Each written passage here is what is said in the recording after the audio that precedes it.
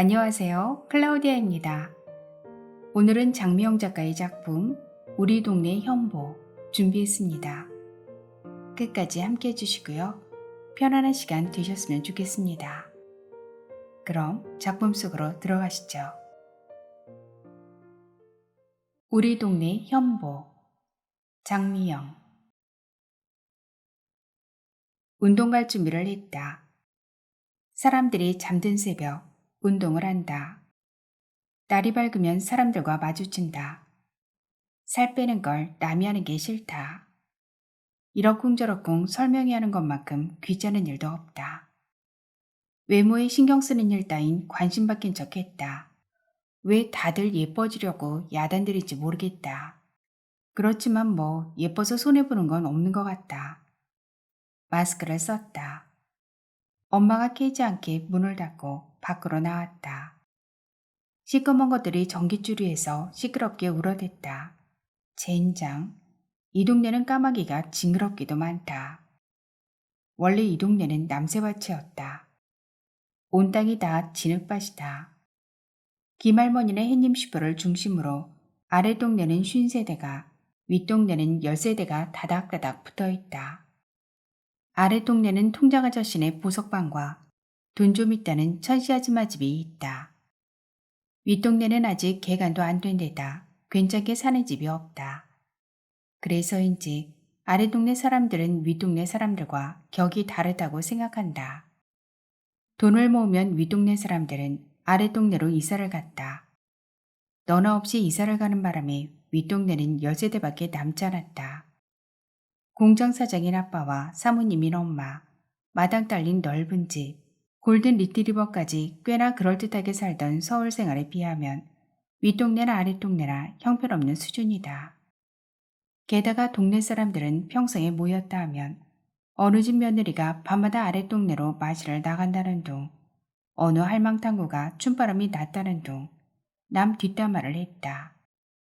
뒷담화에 목숨을 걸다니 참 희한한 일이었다.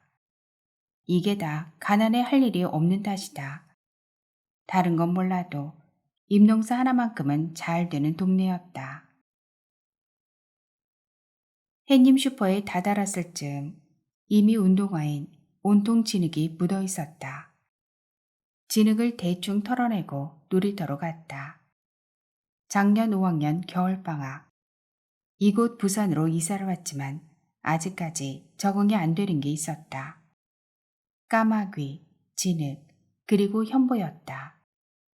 우리 집은 담벼락 하나를 사이에 두고 현보네 집과 마주보고 있다. 내 방 창문을 열면 현보 집에서 주고받는 말소리가 다 들렸다. 흘끔거리기만 해도 밥상의 숟가락 개수는 물론 무슨 반찬이 올라왔는지까지 훤히 보인다.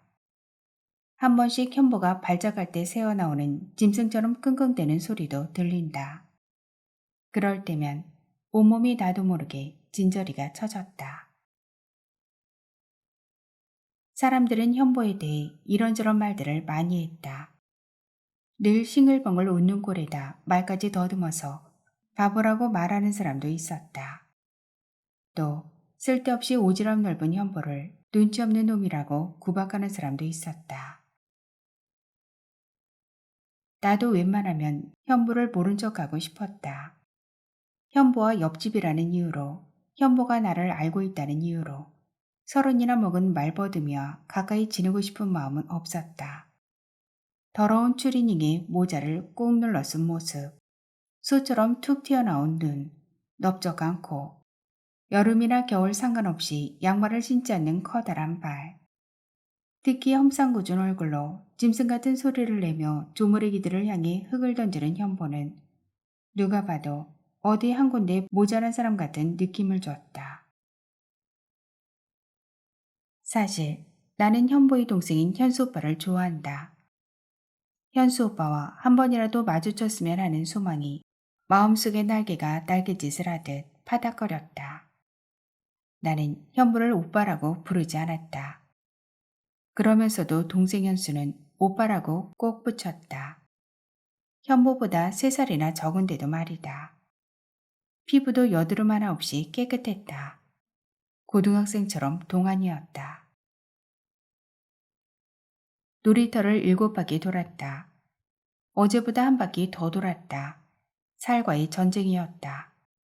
놀이터를 나오는데 추리닝 차림의 현보가 아랫동네 쪽에서 걸어왔다. 운동장 도는 걸 들키지 않아 다행이다. 근데 이 새벽에 어디 갔다 오는 거지? 순간 서로 눈이 마주쳤다. 그런데 추리닝에 슬리퍼를 신고 모자를 눌러쓴 채 서 있는 사람은 현보가 아니라 현수 오빠였다. 현수 오빠도 놀란 듯 주춤했다. 추리닝 소매는 늘어져 있고 무릎 부분이 해져 누빈 자국이 있었다. 모자는 야구 모자 그대로다. 현보시였다. 영락없는 현보였다. 하지만 현수 오빠의 뛰어난 외모 앞에서는 현보의 추레한 옷도 빈티지 멋을 풍겼다. 그냥 추리닝에 모자를 썼을 뿐인데 모델처럼 근사했다. 팔등신의 황금뷰를 가진 아폴로 조각상이 떠오른다. 슬리퍼 밖으로 나온 가지런한 발이 현보와 달라도 너무 달랐다. 나는 말 한마디 건네지 못하고 현수 오빠 모습만 뚫어지게 쳐다보았다. 현수 오빠는 마지못해 아는 척하는 듯 떨떠름한 표정이었다. 네가 연인이? 네. 가슴이 마구 뛰었다. 이웃에 살면서도 이렇게 이야기하는 건 처음이네. 예쁘게 생겼구나. 다음에 또 보자. 현수 오빠는 내 머리에 손을 올리며 두세 번 쓰다듬고는 빠른 걸음으로 반대편으로 뛰어갔다. 오늘은 운이 좋다. 나는 현수 오빠의 손길이 머물던 머리를 어루만졌다. 좀 촌스럽게 표현하자면 적막한 내 마음속에 황홀한 별 하나가 반짝였다고 할까? 마음이 들떴고 모든 일이 잘 될 것 같은 예감마저 들었다. 현수 오빠는 급한 일이 있는 듯 보였다. 급한 일이 있으면 그냥 가면 될 텐데 굳이 내게 예쁘게 생긴 내 인사치레까지 챙기다니. 그것도 예쁜 애가 아니라.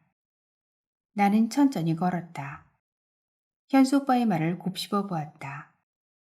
예쁘게 생겼네라는 건 오빠의 진짜 감정이 아니다. 대상의 속성을 말하는 거다. 그러니까 예의상 하는 말이다. 내 얼굴이 어떻다는 것쯤은 나도 잘 알고 있다. 나는 누가 봐도 예쁘다고 칭찬할 만한 아이는 아니었다. 얼굴은 크고 각이 졌다. 덩치도 컸다. 오죽하면 엄마나 동네 아줌마까지 아이고 우리 큰 고모네. 오늘은 저 큰 곰이 어디 가나? 라고 깔깔거리며 놀려댔을까. 엄마 아빠 탓이다. 다 망해버려 이제는 다이어트조차 할 수 없게 됐다. 사람들 눈을 피해 고장 놀이터 몇 바퀴를 돌 뿐이었다. 그래도 뭐 나는 그런 놀림에 별로 흔들리지 않는다. 나는 반에서 늘 1등을 놓쳐본 적이 없었고 학급 반장을 도맡았다. 지금이야 이곳에서 나의 재능을 다 발휘하지 못하고는 있지만 조용히 기회가 오기를 기다리고 있다. 내가 서울에서 반장을 했을 때 학교 가는 일이 많아지자 엄마는 신나 있다. 내가 똑똑하다는 것은 엄마나 아빠도 인정하는 사실이었다. 공부를 잘한다는 것은 나를 쉽게 보지 못하게 하는 제일 빠른 길이었다. 어른들로부터의 간섭을 미리 차단하는 하나의 방법이기도 했다. 머리 좋은 건 역시 예쁜 것만큼은 아니지만 여러모로 이득이 되는 일이다. 이 나라에선 그렇다. 학교를 마치고 돌아오는 길이었다. 사람들로 골목어기가 어수선했다. 반지가 없어졌어요. 이틀 전 머리 감는다고 화장대 서랍 안에 넣어두고 깜빡했지 뭐예요. 아휴, 오늘 결혼식 가려고 찾아보니 없더라고요. 결혼 20주년 기념으로 우리 집 양반이 큰맘 먹고 해준 건데 아이고 이를 어째. 우리 가게에서 구입한 반지요? 보석가게 주인인 통장 아저씨와 돈 많기로 소문난 천씨 아줌마였다. 통장 아저씨 말에 천씨 아줌마 얼굴이 일그러졌다. 전부터 동네는 좀도둑이 많았다. 두루마리 화장지가 없어지거나 슈퍼집 아이스크림이 없어지는 일은 종종 있었다. 먹다가 놔둔 자두 바구니가 통째로 없어진 적도 있었다. 이 동네 사람들은 누구나 한 번쯤은 도둑질을 했고 또 도둑을 맞기도 했다. 도둑은 없어지지도 잡히지도 않았다. 사람들 모두 신경 쓰지 않았다. 하긴 대수롭지 않게 여기는 이 동네 사람들의 습관은 예전에 다 파악했다. 엄마가 쭈쭈바를 돌리며 은근슬쩍 사모님 시절 이야기를 할 때도 사람들은 누구는 좋은 시절 없었냐는 듯 청와대에 살다가 왔다고 해도 마찬가지였을 것이다. 사모님이라는 소리에 자랑삼아 돈을 빌려준 엄마나 사장 노릇에 재미가 붙어 공장이 무료한 동네에 반지가 없어진 건 큰 사건이었다. 사람들은 적잖이 충격을 받았다. 하지만 딱히 누구라고는 말을 못했다. 사람들은 드러내놓고 말은 안 해도 현보지시려니 그렇게 믿고 싶어들 하는 것 같았다. 두루마리 화장지, 아이스크림, 자두까지 현보가 몽땅 다 훔쳐간 것으로 과거사를 정리하고 싶어하는 분위기였다. 요새 현보가 여러 집을 기웃거렸잖아요. 혹시 허허 그냥 넘어갈 일이 아니네. 이번 기회에 꼬리를 확실하게 잡읍시다. 아니 이 동네에서 이런 일이? 세상에 법 없이도 사는 동네를 욕보이다니. 의기투합한 동네 사람들이 현보 집으로 몰려갔다. 마루에서 잠을 자고 있던 현보가 집 밖으로 끌려나왔다. 자다 깬 현보는 커다란 눈동자를 굴리며 사람들을 쳐다보았다. 도둑놈 새끼, 오늘 내 손에 한번 죽어봐라. 통장 아저씨가 현보의 멱살을 잡았다. 그러자 천씨 아줌마가 현보 등짝을 마구 때렸다.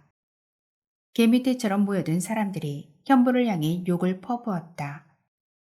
현보는 무슨 일이 일어나고 있는지 모르겠다는 듯 여전히 어리둥절한 표정이었다. 도둑이라니요? 형이 훔쳤다는 근거라도 있습니까? 기척도 없이 나타난 현수 오빠가 동네 사람들을 향해 소리쳤다. 갑자기 골목 거기가 조용해졌다. 아니 그게 말이야. 통장 아저씨가 슬그머니 잡은 멱살을 놓자 천씨 아줌마며 사람들도 아무 일 없었다는 듯 딴청을 피웠다. 괜히 애먼 사람 잡지 마십시오. 형, 몸은 괜찮은 거야? 일어날 수 있겠어? 현수 오빠가 땅바닥에 주저앉아 있는 현보를 일으켜 세웠다. 현보의 얼굴이 죄 지은 사람처럼 기가 꺾여 있었다. 오늘은 정말 대박이다. 나는 집에 갈 생각도 하지 않고 구경을 했다. 현보에게 일이 생길 때마다 그 뒤처리를 하는 사람은 늘 현수 오빠였다.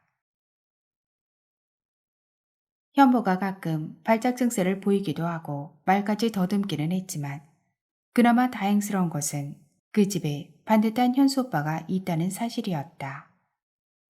동네 사람들이 현보를 함부로 못하는 것도 현수 오빠 때문이었다. 현수 오빠는 학생 때 공중파 퀴즈 프로그램에 나갔다. 윗동네에 살지만 뭔가 뒤처지지 않았다는 걸 보여주고 싶어하는 동네 사람들에게 자랑거리가 되었다. 1등 상금은 못 탔지만 TV에 나왔다는 것만으로도 대단했다. 상식은 얼마나 풍부하던지 TV를 보는 동안 줄곧 감동을 받았다. 명석한 두뇌도 두뇌지만 현수 오빠는 외모 역시 좋다. 흑진주같이 짙은 머리카락, 하얀 피부, 조각 같은 턱선과 평행선을 그은 듯한 양 옆구리선, 단추가 두세 개 풀어져 있는 섹시한 모습, 새들이 쥐저김처럼 유쾌한 목소리에 내 가슴이 쉴 새 없이 뛰곤 했다. 정원에서 불어오는 한 줄기 다정한 바람이랄까? 사막 같은 이 동네에 담비였다. 아무튼 현수 오빠는 나이 오감을 자극한다. 말을 더듬는 현보보다야 공부 잘하고 얼굴까지 해서만 현수 오빠가 100배 나은 것은 설명할 필요도 없다. 현보 아줌마도 현수 오빠의 얼굴이며 머리를 애정이 듬뿍 담긴 손길로 어루만지는 조금은 민망한 서구식 애정 표현을 서슴없이 할 때도 있었다. 그런 모습을 볼 때면 엄마는 혀를 찼다. 같은 자식인데 그렇게 편애를 하면 안 되지. 더군다나 모자란 자식을 둔 사람이 저럴수록 더 사랑을 줘야 해. 현모 별명이 뭔지 알아? 바보 말더듬이 도둑놈이잖아. 누가 그런 현모를 좋아해? 나는 입이 툭 하고 튀어나왔다. 그래도 말이야. 현모가 자꾸 안 됐다는 생각이 들어. 엄마는 전에에 먹도록 변변한 직업 없이 말까지 더듬는 현모가 불쌍하게 여겨지나 보다. 하지만 나는 엄마의 발언이 마음에 들지 않았다. 평소 그런 착한 마음을 가진 엄마라면 자신의 딸인 나에게 쥐꼬리만한 관심이라도 가져야 하는 게 맞다. 나도 한창 애정을 받을 시기다. 엄마가 하는 이야기를 들어보면 엄마는 정말이지 매사에 사려가 깊다. 하지만 실제는 말만큼 행동이 잘 따라가지 못했다. 아휴, 어쩜 저렇게 반듯한 총각이 있을까요? 게다가 얼마나 유자인데요. 현보 엄마가 목이 아플 때 어성초를 구해다 한 입 한 입 따다 먹였다고 하잖아요. 형 때문에 고생이 많구먼. 현수 오빠는 현보를 부축해 데리고 들어갔다. 사람들은 현수 오빠의 모습에 칭찬을 아끼지 않았다. 동생을 생각하는 현수 오빠의 행동이 정말 멋졌다. 역시 현수 오빠라는 생각이 들었다. 콧노래가 흘러나왔다. 집으로 향하는 발걸음마저 가벼웠다. 수업 내내 비가 억수같이 퍼부었다. 집을 나올 때만 해도 날씨가 화창했다. 이럴 줄 알았으면 저녁에 일기예보라도 받을걸. 날씨가 변덕쟁이 담임선생님 같았다. 가방을 챙기고 복도로 나갔다. 나는 구멍 뚫린 하늘만 노려보고 있었다. 연희야. 내 이름을 부른 건 현보였다. 나는 나도 모르게 움찔했다. 현보는 내가 아끼는 핑크빛 물방울 무늬 우산을 들고 있었다. 엄마는 뭐하고 저 바보 같은 놈이 우산을 가져온 거야? 왜 엄마를 대신해 현보가 우산을 가지고 온 건지 이해가 되지 않았다. 아니 이해라기보다 신경질이 났다. 특별히 할 일이 있는 것도 아니고 심부름 왔어. 나는 현보가 건네는 우산을 받았다. 순간 나는 현보의 맨발이 눈에 들어왔다. 비에 젖은 커다란 현보의 발을 보자 얼굴이 화끈거렸다.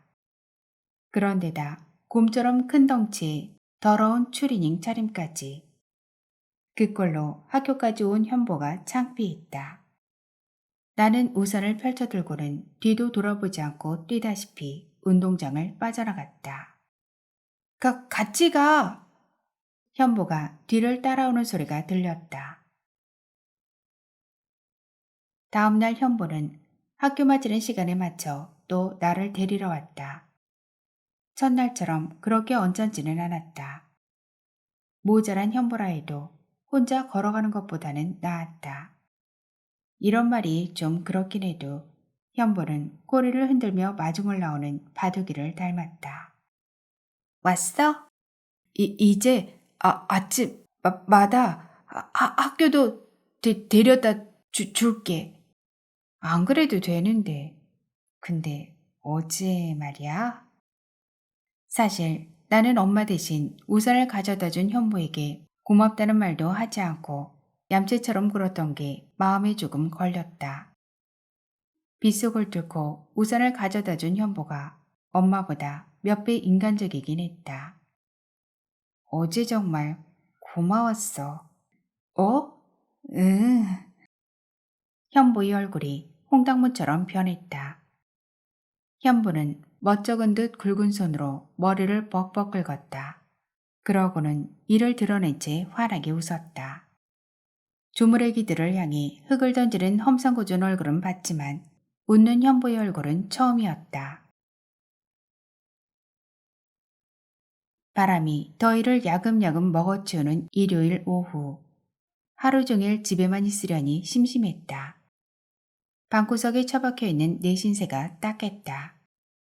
서울에선 친구랑 생일 파티도 하고 에어컨 빵빵한 PC방에서 게임도 했다. 친구도 PC방도 없다. 죽을 맛이다. 나는 그네나 실컷 할 마음에 놀이터로 향했다. 멀리 어른 남자들이 벤치에 앉아 있었다. 어지간히 할 일이 없는 듯 했다. 가까이 가서 보니 현보와 현수 오빠였다. 현보가 고개를 숙였다.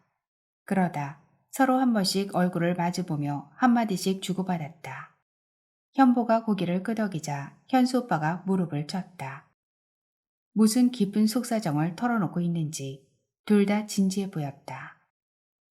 나는 그 내용이 사뭇 궁금했다. 아니, 그보다도 사실은 현수 오빠의 얼굴을 한 번이라도 더 보고 싶은 게 진짜 내 속마음이었다. 나는 조심조심 벤치 가까이에 있는 사철나무 쪽으로 걸음을 옮겼다. 촘촘한 잎이 얼굴을 간지렸지만 꾹 참았다. 미안해. 네가 좋아하니 다행이야. 혹시 어머니 얘기는 말하지는 않았겠지? 설마 그럴 리가. 하긴 사실을 이야기한다 해도 어머니나 동네 사람들 모두 고지 듣지 않을걸. 그러니까 딴 생각 같은 건 하지 않는 게 좋을 거야. 여자 좋아?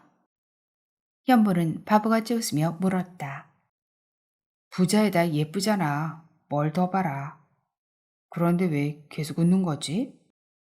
현수, 너는 정말 똑똑해. 나는 바보야. 엄마도 사람들도 모두 그렇게 생각해. 현수, 너는 새 것. 나는 헝 것. 무슨 쓸데없는 소리를 짓거리는 거야. 새 건 좋아. 하지만 헝 건 나빠. 이상한 소리 그만하고 내 말에 집중 좀 해. 이 세상에 나 말고는 다 적이야. 내가 원하는 거 가지려면 눈치껏 살아야 해.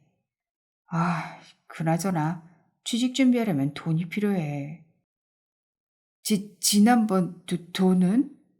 그 돈 얼마나 된다고. 시내 한번 나갔다 오면 금세 빈털터리가 돼. 이번이 마지막이야. 그리고 이 일은 죽을 때까지 비밀로 해야 돼. 현수 오빠는 내세울 만한 직업도 없다. 현보 아줌마도 밭일을 해서 겨우 입에 풀칠을 한다. 하지만 언젠가부터 현수 오빠의 옷차림이 말쑥했다. 뭐가 그리 바쁜지 얼굴 한번 보기도 쉽지 않다. 대체 현수 오빠는 뭐라고 살까? 가끔 의아할 때가 있다. 이 동네 사람들 다 돈이 없잖아. 다 없지는 않잖아. 아래 동네는 좀 다르지. 그렇구나. 근데 어렵지 않을까? 사람들에게 또 들키면 죽을 수도 있잖아.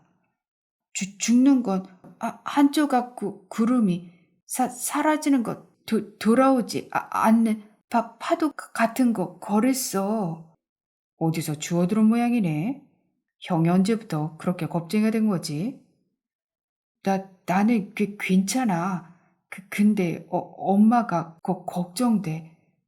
자식이 죽으면 부모는 가슴에 묻는다잖아. 듣기 싫으니 그만 좀 해. 형 때문에 내가 얼마나 손해를 보고 있는지 알아? 취직도 못하고 결혼까지 못하고 있어. 나를 위해 그 정도는 해줘야 하잖아. 물론 하고 말고는 형 마음이야. 알았어. 잘할 수 있어. 내가 반드시 성공시킬게. 그럼 됐어. 그날 저녁 나는 밥을 먹다 현보와 현수 오빠가 나누던 대화들이 다시 기억났다. 바람이 중간중간 이야기를 잘라먹고 나뭇잎이 얼굴을 간지리는 통에 둘이 대화를 제대로 듣지 못했다. 현보와 현수 오빠가 대체 무슨 이야기를 하고 있었던 걸까? 며칠 전 새벽에 마주친 현수 오빠 모습이 아른거렸다. 나는 숟가락을 내려놓았다. 입맛이 없었다. 자꾸 나쁜 일들이 일어날 것 같은 예감이 들었다. 얼굴이 왜 그 모양이야? 현보는 학교가 아닌 놀이터에 피투성이가 된 채 앉아 있었다. 현보가 보이지 않아 혼자 집으로 가는 중이었다. 왼쪽 눈썹이도 찢어졌고 입술 부위는 부풀 대로 부풀었다. 추리닝은 피로 얼룩이졌다. 그런 얼굴로 앉아있는 현보가 안쓰러웠다. 저 장씨에게 얻어 맞았어.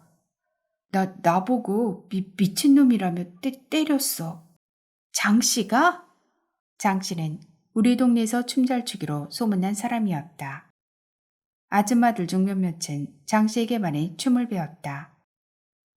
여자같이 생겼어도 주먹은 굉장히 셌어. 왜 맞았어? 미스하가 그랬어. 장씨가 콘델로마에 걸렸다고. 콘델로마? 성 접촉으로 감염되는데 항문 주위에 사마귀 같은 게 생긴데 유산균을 섭취하고 숙면을 하는 게 좋다고 했어. 현보는 맞은 이유보다 더 급히 해야 할 말이 있는 듯 했다. 나는 현보가 더듬는 것만 빼고는 제법 말을 조리게 하는데 놀랐다. 더욱이 영어이다. 어려운 의학용어까지 알고 있다는 사실은 의외였다. 바보라는 말이 잘못 전해진 건 아닐까? 그런 생각도 들었다. 그래서 내가 말했어. 뭘 말이야? 장씨는 동성 연애자이고 성병에 걸렸다고. 뭐야? 영어도 술술, 의학용어도 술술 내뱉는 현보의 지적 수준에 내심 감탄하고 있는 중이었다. 그런데 여기서 딱 걸렸다. 평소 장씨가 다리를 꼬아서 앉는 것하며 목소리도 여자처럼 야릇한 게 이상하긴 했었다. 장씨가 성병에 걸려 병원에 찾아온 이야기를 미스 하로부터 들은 현보가 사람들에게 그걸 말했던 모양이었다. 그 말을 들은 장씨에게 현보가 방망이 찜질을 당했던 것이다. 왜 그딴 말을 하는 건데? 그런 건 말이야. 가만히 입 다물고 있어야 되는 거야. 사실인데 왜 말하면 안 돼? 진짜 어이가 없었다. 사실이라고 다 말할 수는 없어. 왜 말을 못해? 나는 말문이 막혔다. 굳이 이유를 대지 않아도 누구나 다 아는 것을 어떻게 설명해야 할까? 용기가 없거나 나하고는 상관이 없거나 아니면 말해서 서로에게 해가 되기에 그런다는 걸 현보는 모른다. 모른 척하는 것도 나쁘지 않아. 어른들은 다들 그렇게 살고 있는걸. 현보는 여전히 이해가 안 간다는 듯 얼굴 표정이 심각했다. 알면서 모른 척 하는 건 거짓 말 아니야? 그건 거짓말이 아니라 침묵이라고 하는 거야. 침묵은 금이다 이런 말도 있잖아. 살다 보면 침묵해야 할 때가 있고 하얀 거짓말을 해야 할 때도 있는 거야. 나는 제법 어른 흉내를 냈다. 세상은 현보가 생각하는 것처럼 단순하지 않다는 걸 가르쳐주고 싶었다. 아니야. 거짓말은 다 나빠. 그러니까 현보를 사람들이 자꾸 바보라고 하는 거야. 나는 이 동네로 이사 오던 날 풍경이 아직도 눈에 선하다. 외할머니가 슈퍼 앞에서 젊은 며느리를 쥐잡듯 잡고 있었다. 며느리가 다른 사람한테 시어머니 험담한 걸 할머니에게 들킨 것 같았다. 이사 온 첫날부터 고부가 길 한복판에서 싸우는 꼴을 보다니 별 볼 일 없는 동네다 싶었다. 내용은 귀에 딱지가 앉을 정도로 흔한 이야기였다. 더 웃긴 건 옆에 있던 덩치 큰 사내였다. 더러운 추리닝에 슬리퍼를 신은 꼬락서니가 꼭 거즈꼴이다. 사내는 말을 몹시 더듬었다. 말을 더듬으면서도 끝까지 할머니에게 핀잔을 주었다. 며느리가 바른 말 했네. 돈도 많이 벌고 살림도 잘 하는데 맨날 게으르다고 며느리 구박하면 할매가 잘못한 거지. 노는 신랑이라 할매 먹여 살리는 게 누군데. 이놈이 똥인지 된장인지 구별도 못하는 놈이 누구 역성을 들고 있는 게야. 썩 꺼져 바보 같은 놈. 할머니가 불같이 화를 냈다. 사내는 할머니가 화내는 이유를 모르는 듯했다.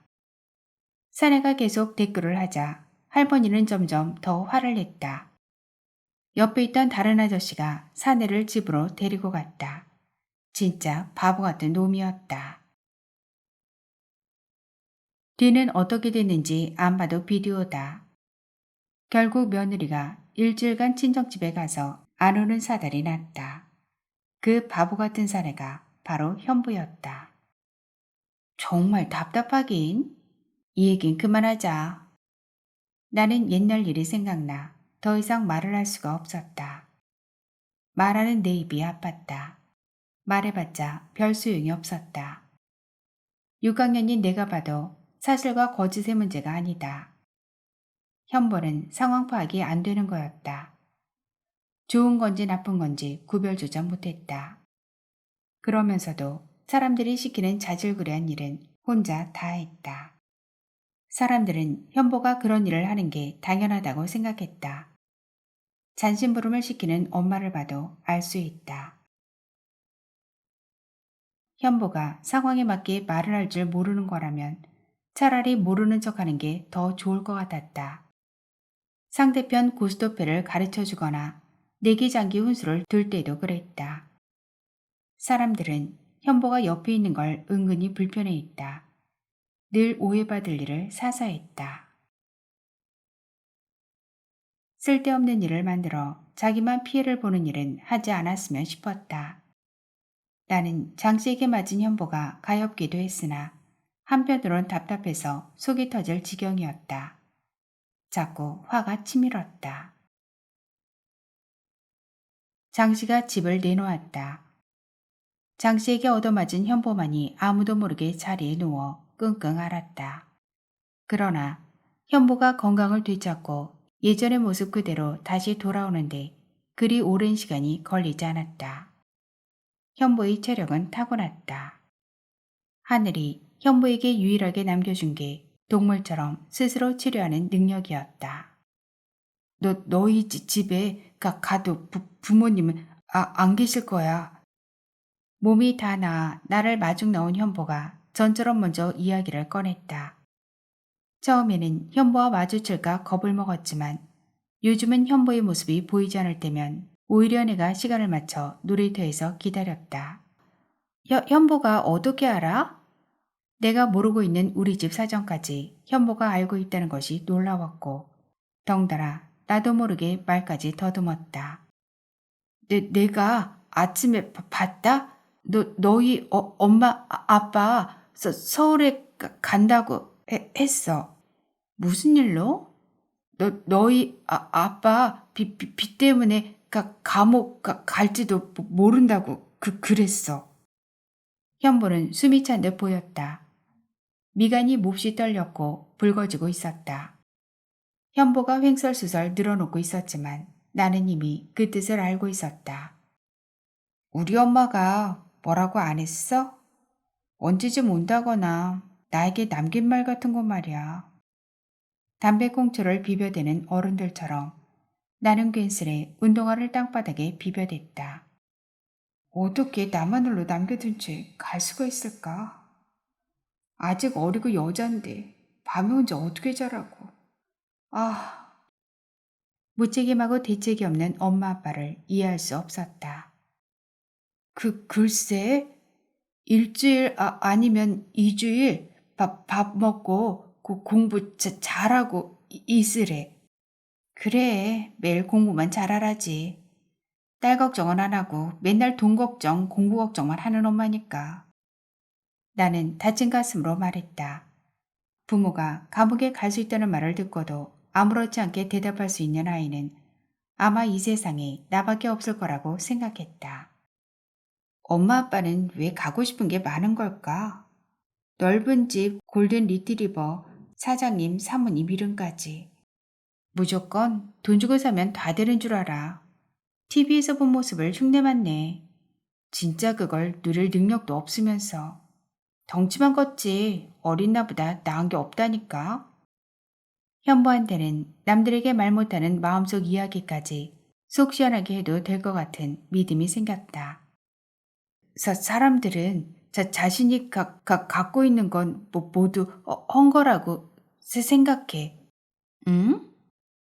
원하는 걸 가져도 자꾸 또 가지고 싶어 해. 다들 그 힘으로 사는 건지도 모르지만 매일 새 것을 찾으려고 돌아다니지. 무슨 말인지 모르겠지만 아무튼 내 귀에 멋지게 들렸다. 가끔 현보 이야기를 듣다 보면 내 머리도 오락가락했다. 어른들도 어린 나만큼이나 새것 좋은 것에 대한 기대가 큰 모양이었다. 더 멋진 카드를 원하는 것과 같은 마음처럼. 집에 도착해보니 서울에 일이 처리되는 대로 돌아오겠노라는 짤막한 쪽지 한 장이 마루 위에 놓여 있었다. 엄마와 아빠가 없는 집은 어느새 싸늘함이 감돌았다. 엄마는 아침나절 밀린 빨래를 할 참이었던 것 같았다. 햇살이 펼쳐놓은 이불처럼 빨랫감 위에 고르게 내려앉았다. 빨래를 하기에도 빨래가 마르기에도 아주 적당한 날씨였다. 연희야! 현보가 내 이름을 부르며 계단을 올라왔다. 사기 그릇을 품에 안고 있었다. 호박죽이야. 어서 먹어. 웬 호박죽이야? 현보 너 엄마 없을 때 훔쳐왔지? 현보는 대답 대신 킥킥거렸다. 아직도 호박죽을 집에서 만드네? 우리 엄마는 한 번도 만들어준 적이 없는데. 가끔 시장에서 사온 호박죽을 전자레인지에 데워 먹을 때마다 스티로폼 냄새가 나서 정말 싫었어. 호박죽 끓이기 쉬운데. 정말? 늙은 호박씨를 쏙가내서 깎은 뒤 고구마, 울콩, 파츠를 함께 넣고 삶아. 찹쌀과 쌀을 잘 반죽해서 생알을 만들고 소금으로 간을 한 다음 물의 양을 잘 맞춰서 끓여내면 돼. 와, 대단하다. 그런 걸 어떻게 알았어? 엄마가 하는 걸 봤어. 나는 현보의 기억력에 새삼 놀랐다. 현보가 가져다 준 호박죽 한 그릇을 재빨리 먹어치웠다. 재료는 썩 화려하지 않았지만 맛은 기가 막혔다. 그래도 내가 굶을까 걱정해주는 사람은 현보밖에 없었다. 내가 다음에 또 갖다 줄게. 응. 호박죽을 주려고 잠깐 들렸다며 현보는 계단을 껑충껑충 뛰어내려갔다. 뻥 뚫린 하늘에서는 쉼없이 따가운 햇살이 내리쬐고 있었다. 나는 바지를 무릎까지 걷어올리며 엄마가 빨려 담은 이불을 꾸역꾸역 밟았다. 점점 더 심술을 부리는 햇살에 눈살을 찌푸렸다. 이 동네는 도대체 미래가 없다. 솟아날 구멍조차 보이지 않는다. 아빠는 감옥에 갈 수도 있다. 제기랄, 내 인생도 어떻게 될지 모른다. 외톨이가 된 것 같다. 마음이 감옥 같다. 저 고약한 햇살 탓인지 목이 탔다. 장씨 얼굴이 보이지 않자 동네가 다시 조용해졌다. 현보의 발작도 뜸해졌다. 현보가 전처럼 남의 집을 기웃거리는 일이며 다른 집 살림살이에 이리저리 간섭을 하는 일 말고는 하루하루가 편안했다. 나는 부모님의 부재에 그럭저럭 적응을 했고 내 이해심은 수국을 넘어 거의 체념 상태에 머물렀다. 그러는 동안 현보와 나는 둘도 없는 친구 사이가 되었다. 나는 현보가 아주 의리 있다고 생각했다. 그러나 듣기 싫은 들짐승 같은 소리를 내며 아이들에게 흙이나 모래를 던지는 현보의 버릇만은 아직 여전했다.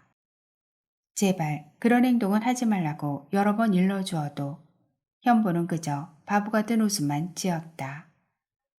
현보의 바보 같은 웃음이 햇살보다 엄마 아빠보다 더 따뜻할 때가 있었다.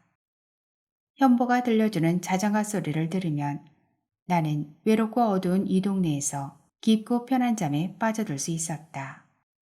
현보는 노래만큼은 더듬지 않고 잘 불렀다. 큰 덩치만큼 목소리도 컸다. 나는 거대한 산 같은 울림이 좋았다. 엄마 아빠가 돌아왔다. 서울에 갔던 일은 마무리가 잘 된 듯 했지만 엄마 아빠는 드디어 헤어지기로 서로 합의를 한 모양이었다. 내가 드디어라고 말한 것은 엄마 아빠의 이별을 내심 바라고 있었다는 말이 아니다. 어떤 결정이든 날게 뻔했다는 뜻이다. 사장님 사모님이 된 엄마 아빠는 집을 비우는 날이 허다했다. 걔라고 하면 보신탕밖에 모르던 아빠가 사온 골든 리트리버와 나 이렇게 둘뿐이었다. 골든 리트리버는 그저 마당을 보기 좋게 꾸미기 위한 인테리어일 뿐이었지만 어쨌든 우리들은 이 집의 파수꾼이었다. 행여 엄마와 아빠를 함께 보게 되면 하숙생들끼리 만난 것처럼 서로가 서먹서먹했다. 엄마 아빠의 헤어짐은 예감된 일이었다. 결과가 좋든 나쁘든 간에 따라야 한다는 것, 그것도 내 운명이었다. 일이 이렇게 되자 나는 엄마와 아빠를 두고 고민을 했다. 나에 대한 애정이 없는 건 두 사람 다 마찬가지였다. 나는 엄마와 살기로 했다. 아빠는 엄마 몰래 식당 일을 하는 아줌마와 사귀고 있었다고 고백했다. 아빠와 헤어져야 한다는 것이 슬프지는 않았다. 나는 얼마 지나지 않아 새로운 상황, 기이하게 달라지고 있는 이 세상에도 익숙해질 것이다. 나는 학예회 연습으로 이래저래 바쁘게 보냈다. 친하지도 않은 친구들과 함께 노래 부르고 춤추는 것도 못할 일이었다. 골목 어귀에서 사람들의 웅성거리는 소리가 들렸다. 언제쯤 이 골목이 조용해질지. 나도 모르게 타이어 바람 빠지는 듯한 소리가 새어나왔다. 콩할 만한 게 벌써부터 한숨 쉬는 걸 배웠다며 엄마가 내 머리를 쥐어박은 적도 있었다. 통장 아저씨네 보석가게가 털렸다고 했다. 아저씨네 보석가게는 서울에 있는 주얼리 샵처럼 근사하지는 않았지만 감 나가는 것들이 꽤 있었다. 어찌된 일인지 금방 몽땅 사라졌다. 현보가 땅에 엎드린 채 맞고 있었다. 현보는 커다란 눈을 굴리며 사람들을 쳐다보지 못했다. 그저 고개를 숙인 채 묵묵히 맞고만 있었다. 보석방 근처를 지나가는 현보를 내가 봤어. 추리닝에 모자까지 썼더라고. 마침 일거리가 생겨 새벽에 나가는 길이었지. 그냥 버스를 타버렸는데 생각해보니 그날이더라고. 도배일을 하는 윤씨 아저씨의 목소리였다. 이 두 눈으로 똑똑히 봤다니까. 엄마나 이 동네 사람들처럼 나도 뭔가 해명하고 싶어졌다. 현보는 꼬맹이들에게 돌을 던지기는 해도 사탕 한 봉지조차 뺏지 않았다. 김할머니네 자두나 감자에도 손 한 번 댄 적이 없다. 현보가 도둑이 아니라는 말이 목구멍까지 올라왔다. 하지만 내 말 따윈 믿어주지 않을 것이다. 그저 메아리일 뿐. 양치기 소년의 거짓말은 잘 믿으면서 진짜 진실은 알지 못하는 어른들이었다. 정말 형이 그랬어? 현수 오빠는 현보가 두들겨 맞는 모습을 보았다. 하지만 소름이 돋을 만큼 현수 오빠의 얼굴은 무표정했다. 지금까지와는 전혀 다른 현수 오빠의 모습에 처음으로 오빠가 낯설었다. 나만 겁을 먹은 채 울음을 터뜨리고 있었다. 현보가 고개를 들었다. 너가 훔치지 않았지. 그렇지. 현보야, 말을 해. 현보의 어깨에 손을 올렸다. 현보는 대답이 없었다. 문득 며칠 전 새벽 운동을 하던 그날이 번개가 치듯 번쩍 떠올랐다. 나는 현수 오빠를 놀이터에서 만났다. 현수 오빠는 분명 아래 동네에서 오는 길이었다. 현보 옷을 입었고 내 머리를 쓰다듬어 주었다. 퍼즐 조각들이 하나씩 맞춰지는 느낌이었다. 나는 현수 오빠에게 걸어갔다.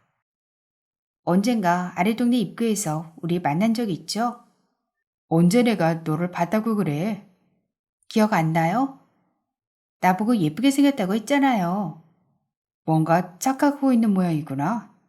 현보 추리닝을 입고 있는 걸 봤는데 대체 무슨 말을 하는 건지 모르겠네. 동네 사람들도 무슨 뜬금없는 소리를 하느냐는 표정들이었다. 어른들 일에 끼어들지 말고 집에 가라고 했다. 나조차 믿기지 않는데 사람들이 내 말을 믿을 리 없었다. 나는 다시 현보 쪽을 쳐다보았다. 믿을 사람은 현보밖에 없었다. 일요일날 말이야. 놀이터에서 무슨 일이 있었지. 현수 오빠가 너에게 뭔가 부탁했잖아. 기억 안 나. 현보는 머리를 세차게 흔들었다. 왜 모른다고만 하는 거야? 무슨 말이라도 해보라니까. 모른 척하는 법이 없던 현보가 무슨 비밀이라도 있는 듯 이사하리만큼 입을 열지 않았다. 연희, 네가 말했잖아. 사실이라고 말할 수는 없다고. 네 말이 맞아. 바보야. 지금은 입 다물고 있을 때가 아니야. 그딴 말이 거짓말이라고. 거짓말은 나쁜 거잖아. 현보는 남의 속도 모르고 하필 이럴 때 그런 말을 했다. 뭔가 의미심장한 얼굴이다. 현수 오빠를 보호하겠다는 결심이 엿보였다. 눈물 나는 형제애다. 애초에 그딴 말 따위 가르쳐준 게 후회됐다. 설마 윤씨 아저씨가 거짓말을 했겠어요. 저도 형이 그럴 줄 몰랐네요. 어떻게 해서라도 알아볼 테니 저만 믿으세요. 현수 오빠의 말에 사람들 모두가 고개를 끄덕였다. 그럼 다들 가지. 통장 아저씨가 헛기침을 했다. 사람들이 통장 아저씨 뒤를 따라 나섰다. 현수 오빠는 사람들이 골목 밖으로 나갈 때까지 그 자리에 서 있었다. 사람들이 다 가자 현수 오빠가 천천히 내 쪽으로 몇 발짝 다가왔다. 내 귀에 대고 속삭였다. 사실 자체는 중요하지 않아. 중요한 건 말이야. 사람들이 어떤 사실을 믿느냐는 거지. 어린 데다 모자란 사람 말을 누가 듣기나 한데? 좀 더 크면 연인어도 알게 될 거야. 현수 오빠의 입꼬리가 묘하게 올라갔다. 마치 너 따위 꼬맹이가 알긴 뭘 알아라고 말하는 것 같았다. 현수 오빠는 엎드려 있는 현보를 흘금 쳐다보았다. 침을 한번 뱉고는 골목을 빠져나갔다. 사실이라도 믿어주지 않으면 거짓이 된다. 하지만 거짓이라도 믿어버리면 곧 진실이 된다. 믿어주지 않는 진실, 믿어버린 거짓. 한참을 멍하니 있었다. 현보가 주춤주춤 일어섰다. 아무데도 다치지 않았다는 듯 무릎을 털었다. 그러고는 흙 묻은 손으로 내 머리를 두세 번 쓰다듬었다. 바보같이 씩 웃었다. 그날 이후 현보를 보지 못했다. 학교를 마지막으로 다녀오던 날 현보네 집 대문 위의 조등이 바람결에 흔들리고 있었다. 소설은 여기서 끝이 납니다. 장미영 작가는 서울에서 태어나 현재 부산에서 살고 있습니다. 1919년 국제신문 신춘문예에 사려니 숲이 휘파람새가 당선되어 등단했습니다. 2006년 동서문학상, 2012년 청강문학상을 수상했습니다. 소설집으로 사려니 숲의 휘파람새, 모자이크 부산 등이 있습니다. 긴 시간 함께 해주셔서 감사합니다. 오늘도 행복하세요.